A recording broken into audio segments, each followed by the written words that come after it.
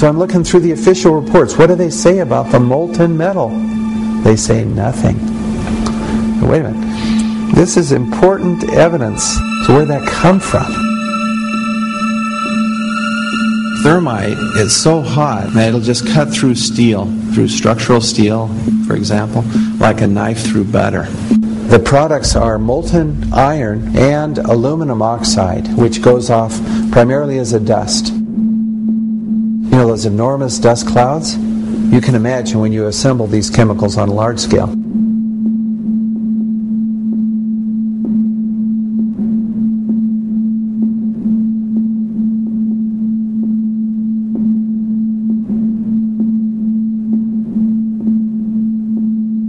Molten metal pools under both towers after they collapsed, and Building 7. Now, Building 7 wasn't even hit by a jet. Part of the problem is that most people simply don't know much about Building 7 due to the extraordinary secrecy surrounding this collapse. This was a 47-story skyscraper. This building fell at 5:25. It was not hit by a plane. This building had fires on only 2 or 3 floors. And it was brought down by what we know was a controlled demolition. Demolitions, they look just like that. You know, a kink in the middle, and then that building just comes straight down, almost at free fall speed. They first blow one of the central columns so the building falls in on itself. Building 7 had a classic crimp or wedge. Its central column was blown out first so it didn't structurally damage buildings just a few feet away from it.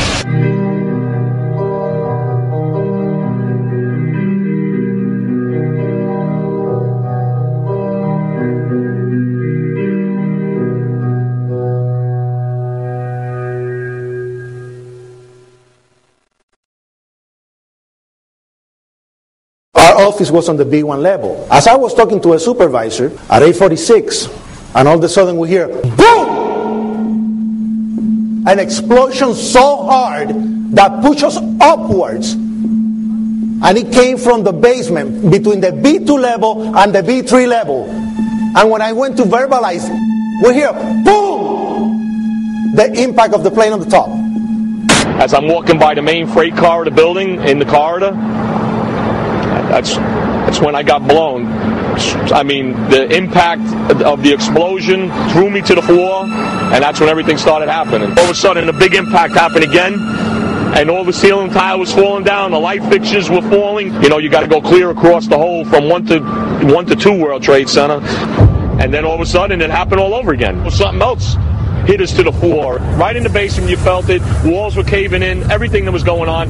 I mean, I know of people that got killed in the basement. I know of people that got broken legs in the basement. People that got reconstructive surgery because the walls hit them in the face.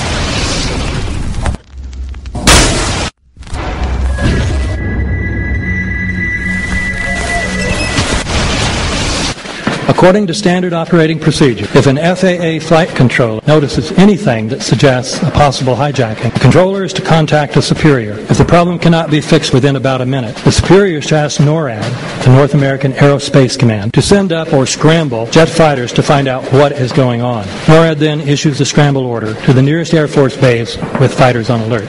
But although interceptions usually occur within 10 or so minutes, in this case, 80 or so minutes had elapsed before fighters were even airborne. It's a mind-bending anomaly. Not a single U.S. Air Force interceptor turns a wheel until it's too late.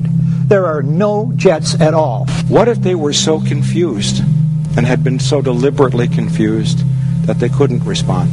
The reason that they didn't know where to go was because a number of conflicting and overlapping war game exercises were taking place. It involved the insertion of false radar blips onto radar screens in the Northeast Air Defense Sector. Center Team U, we have a problem here. We have a hijacked aircraft headed towards New York. We need someone to scramble some F-16s or something up there to help us out.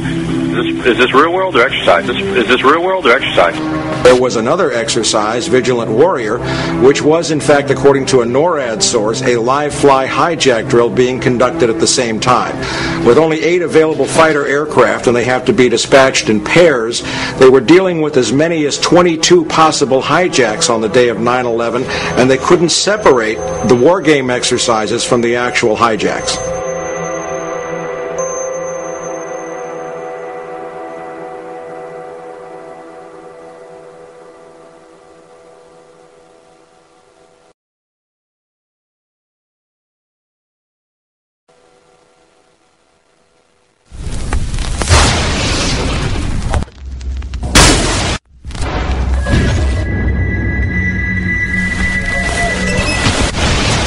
page 172. The U.S. government has not been able to determine the origin of the money used for the 9/11 attacks. Ultimately, the question is of little practical significance. The American authorities have not managed to trace the source of the funding. And then the most amazingly disingenuous statement, ultimately, is it of little consequence. It is of massive consequence. Doesn't it matter who paid for 9/11? The collapse of Building 7 has been recognized as especially difficult to explain. The 9/11 Commission report implicitly admitted that it could not explain the collapse of this building by not even mentioning it.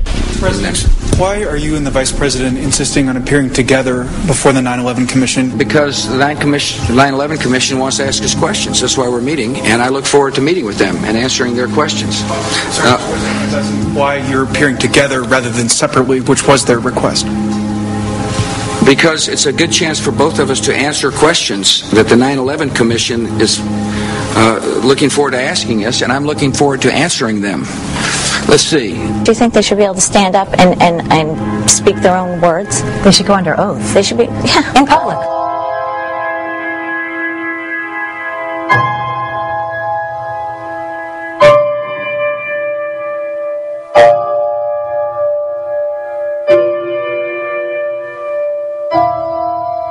Don't you think that the families deserve to have a transcript or to be able to see what you Adam, said? you asked me that question yesterday. I got the same answer, yeah. The final report was a unanimous report. That means that if there was a single commissioner who had any objection about anything, that fact would be dropped from the report.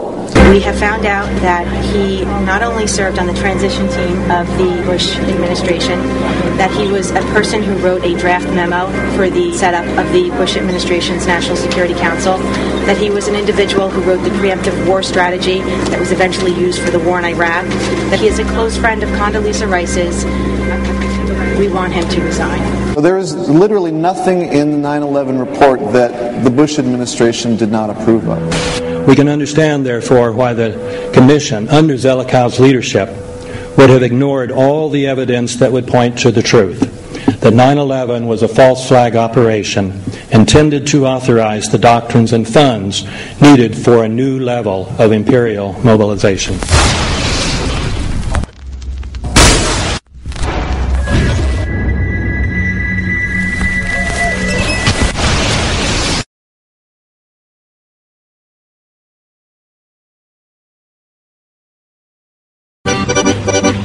Armed with knives, armed with chemical, biological, nuclear weapons. Fanatics, terrorists, September 11th. September 11th, killers, September 11th, terrorists. Terrorists of Al-Qaeda, terrorists, nuclear weapons, terrorists. 9/11, terror, terrorists, evil. September 11th, September 11th. The terrorists, war and danger. September 11th, terrorism, global terrorism, terrorism, terrorists. Terrorists, terrorists, terrorists, terrorists, the terror. Terrorists, terrorist, terrorism. September 11th, global terrorism, terrorists. Terror, terrorism. September 11th, world terrorism, terrorism. September 11th, global terrorism. September the 11th, terror, terror. Weapons of mass destruction. September the 11th, September the 11th, terrorists. The evil terrorists. Terrorists, no.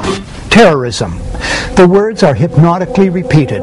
Terrorism, terrorist, terrorist threat, and of course, believed to be linked to Al-Qaeda. But it's the so-called war on terrorism that's in our faces practically 24/7 as the inescapable focus of our existence. One day, our grandchildren will look back on this time and ask, how was the war on terror won? The entire U.S. ruling class, ruling elite, comes to see terrorism as the preferred means, indeed the only means, to provide social cohesion, to provide an enemy image for the society to keep it together. According to neocon theory from Carl Schmitt, you have to have an enemy image in order to have a society. A very dangerous thing, because now it means that the entire social order, the political parties, intellectual life, politics in general, all based on a monstrous myth. Monstrous myth.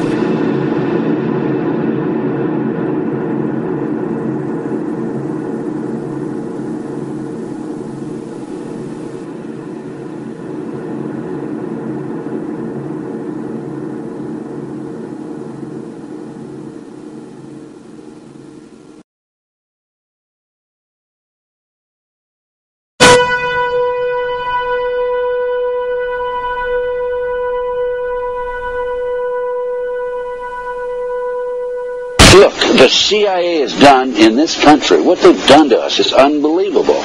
Look at the terrorist acts that have occurred. The CIA behind most, if not all of them. We had the Marine Barracks. We had our embassy in Kenya. We had Pan Am 103. We had the USS Cole. We had Oklahoma City. We had the World Trade Center in 1993. That helped the terrorists blow up the World Trade Center the first time. They built the bomb. They got the driver's license. The informant, the FBI informant, a fellow named Salam, a 43-year-old former Egyptian army officer, he was given the assignment to put the bomb together. And he went to his supervisor, his FBI supervisor, and said, we're going to put a dummy bomb in here, right? And the FBI supervisor said, no, we're going to put a real bomb. The FBI actually carried out the attack on the World Trade Center in 1993. They actually hired Ahmad Salam and paid him $1 million and gave him real explosives, a detonator, and told him to build a bomb and to give it to the foolish people that he was controlling to allow them to attack the World Trade Center complex. Unfortunately for them, there were only 6 people killed, not enough to pass the legislation. So what happened is 2 years later, April 19, 1995, down comes Oklahoma City Murrah building, 168 people killed. 1 year later, the anti-terrorism legislation that takes away any of our constitutional rights and civil liberties is passed.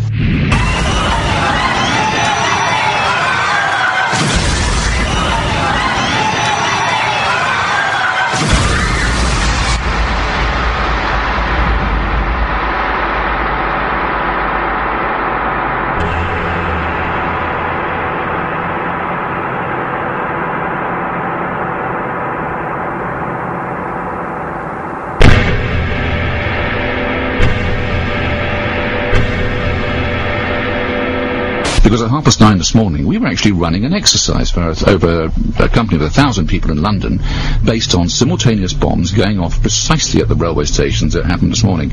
So I still have the hairs on the back of my neck standing upright. To get this quite straight, you were running an exercise to see how you would cope with this, and it happened while you were running the exercise? Precisely.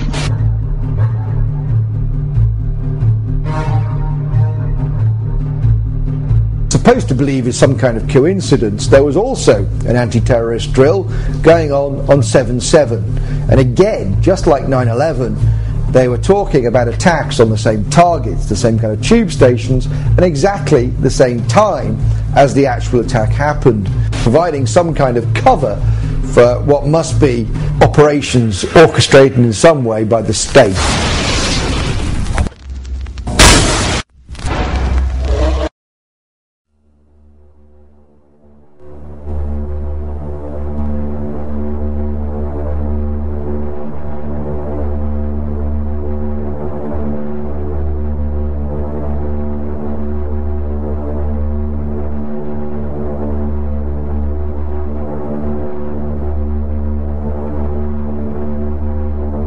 I am absolutely appalled at how much people in this country do not think.